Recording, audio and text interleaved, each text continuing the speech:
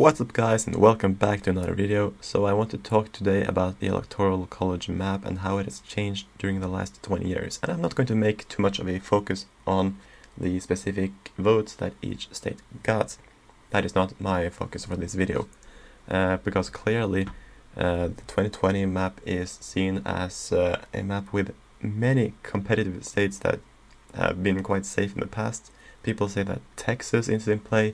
People say that Georgia is in play, and people say that Minnesota is in play, which is the state in the country with the longest democratic streak since 1976. But this was the electoral map in 1996. This was the electoral map in 1996, and what has changed? Well, there has been a huge realignment, because this was a Clinton-Dole map. But when George Bush ran against Al Gore in 2000, he had a tactic. He had a strategy that included sweeping the South and turning the once reliably Democratic states such as West Virginia and Arkansas and a lot of other states into Republican states. And this is what he did. And since then, since Bill Clinton was no longer on the ballot in 1996, in 2000, these states have voted Republican consistently, and they have not been really competitive states, except from maybe Missouri in 2008, when, of course, Obama defeated McCain. He also turned the state of Arizona into a likely Republican state in 2000, and Nevada into a lean Republican state. Colorado was probably likely. And the real swing states in the year 2000 was Oregon, New Mexico, Iowa, Wisconsin, and Florida. Ohio, yes, it was a swing state, but again, it did lean some Republican that year. I also forgot New Hampshire. Pennsylvania always leaned a bit Democratic. And of course Michigan and Minnesota were not that Republican either. There are a couple of other things. Of course, the margin in California was much smaller. Illinois was seen as a somewhat competitive state, but again, the Democrats won there quite easily. And if you look at it, states that are reliably Republican today are not the same as were back in 2000. Al Gore's home state was Tennessee, so there was no sure bet that Bush was going to win there. Also West Virginia, which was usually one of the most democratic states in the Union, but Al Gore's environmental policies and the environmental policies of Democrats after him has really altered that. That was 2000. Let's now skip to 2004, where some things of course change. Now, Colorado turns a bit less red in 2000, Arizona a bit more red, New Mexico stays a swing state, which of course in 2004 goes to Bush. Oregon is a bit more blue. Wisconsin is not that competitive either. Pennsylvania is also very competitive in 2000, but eventually goes to the Democrats. Democrats also win New Hampshire, and when it comes down to it, Florida in 2004 is not really that much of a swing state, because Bush wins it by 5 points. Yeah, that's right. Also, most states in the Deep South turn even more Republican after this. Kentucky, by the way, is reliably Republican, and West Virginia continues its swing to the right. And actually, in 2004, Ohio is sort of the deciding swing state in this election. And that sort of speaks the volumes of how that has been, because clearly the rural, the blue-collar voters that Clinton won heavily had already trended towards Bush and his Republicans, but of course not as much as many of them had done with Trump. But it's also a rejection of traditional values by the Democrats. And immigration. We're now going to see how immigration has affected the race. Let's skip to 2008. Republicans already know that they're going to lose the Senate seats in New Mexico, Colorado, and Virginia. Virginia leans Democratic, as does Colorado, and New Mexico is likely Democratic by this point.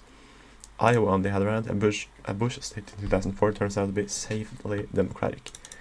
And even though there are a couple of battles over some other states, in the end, it's not really that much of a battle over the state of Pennsylvania. It easily goes to Obama. Indiana is a swing state. Florida, North Carolina are swing state. Missouri, even North Dakota and Montana are considered swing states, as well as Nevada. While the East Coast and the West Coast turn out to be much more safely Democratic than in 2004. but also,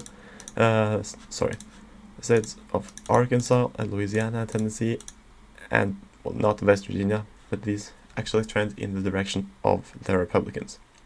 This is the only area of the country where Republicans do better in 2008 than in 2004, and it has something to do with Obama, more than McCain.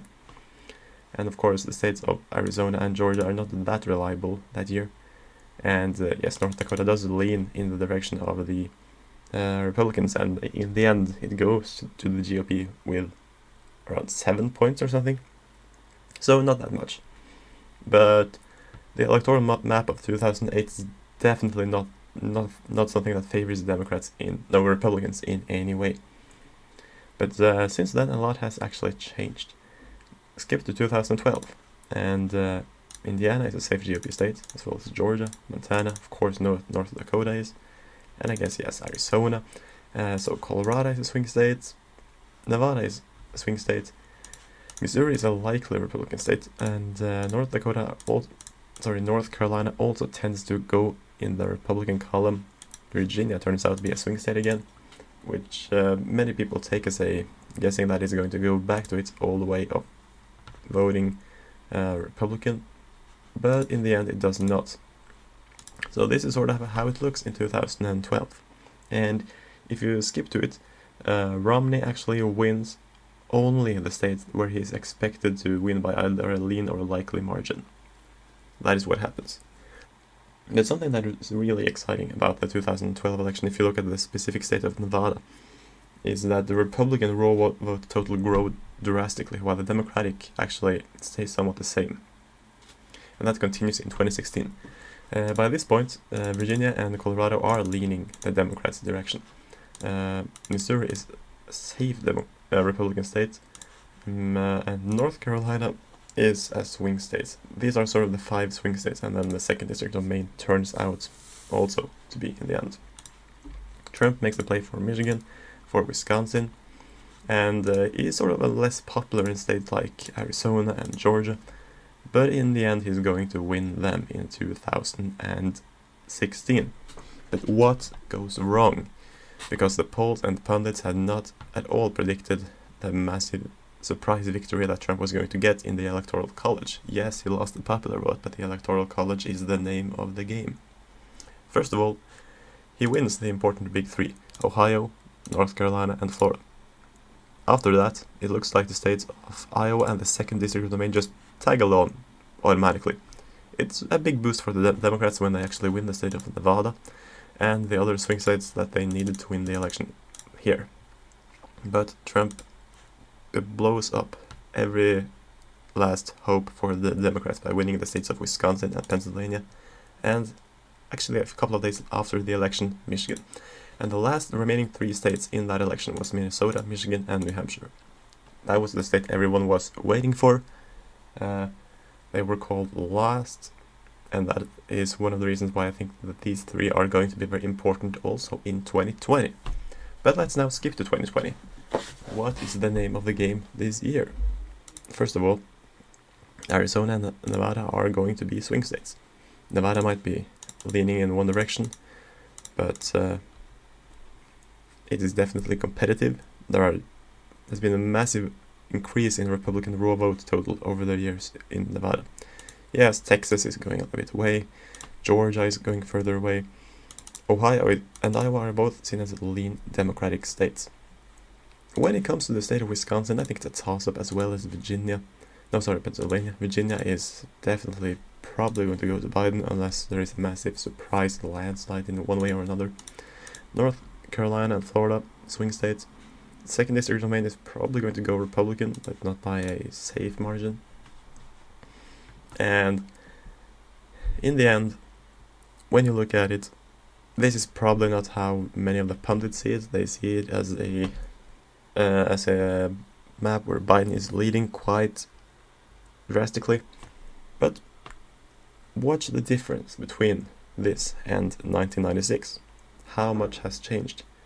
States that actually voted for Bill Clinton in the Inner South, Louisiana, Arkansas, Tennessee, Kentucky, they are not going to vote for a Democrat ever again. And states that actually voted for Bush in 2004, at latest, Colorado, Virginia, New Mexico, and maybe even Nevada, have consistently voted Democratic afterwards. Some of these changes are permanent, based on demographics, immigration, and some changes, especially those that favor the Republicans, are more the result of a realignment away from the modern Democratic Party. And that is the realignment that the Democrats have to fear in the future if they decide to go further to the left, and if that is going to encompass more voters in critical states, if the Republicans decide not to go further into the way of populism and Trumpism. In that case, moderates will flock to the GOP. Anyway, that's all I had for you guys today. Hope you learned something. I certainly did. So please like this video, please subscribe if you find this map interesting, and see you later.